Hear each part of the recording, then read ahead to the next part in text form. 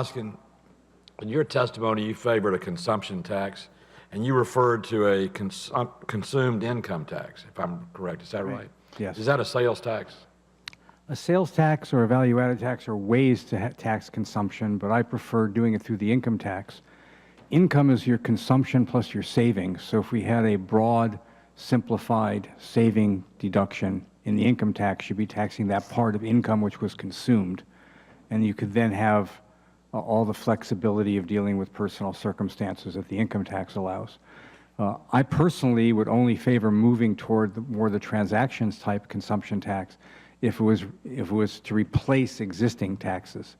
Just adding it on to the existing taxes, I think, would be a bad idea. That's how Europe grew to be a much bigger government, stagnant, slow growth part of the world. The so-called fair tax, which has been proposed, I'm sure you've probably read sure. the book, does exactly that. It repeals the payroll That's right. tax, the inheritance tax, and the income tax, and replaces it with a sales tax, which I might point out, Mr. Chairman, does answer the one question nobody else could answer, and that is how you change the tax code at a town hall meeting. And the one subject that you can bring up at a town hall meeting is when you say the fair tax, you use that terminology and you talk about spreading the load and doing it on consumption.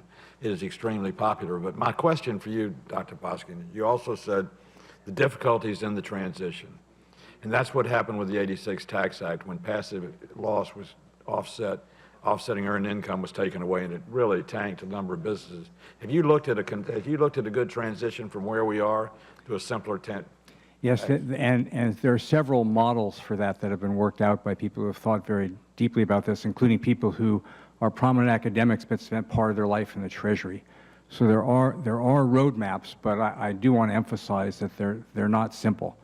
We'll get to a simpler tax, but in the interim, you've got the new tax plus the transition rules, which itself is complicated. I would also add, in your comment about entitlements, that you're exactly right. First of all, the slowdown in healthcare spending started early in the previous decade, way before the recession and the healthcare law. There's a big debate among health economists whether that will continue or it will turn back up.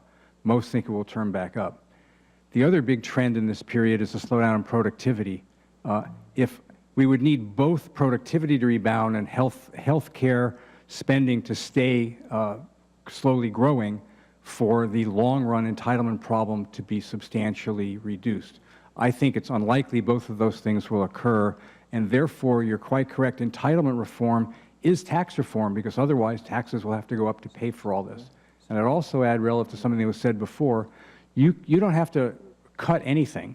You have to slow its growth and do that in a way that compounds gradually over a long span of time, so people 30, 40, 50 years from now will get less than they would have gotten if the current thing changed, but probably more than people in like circumstances are getting now.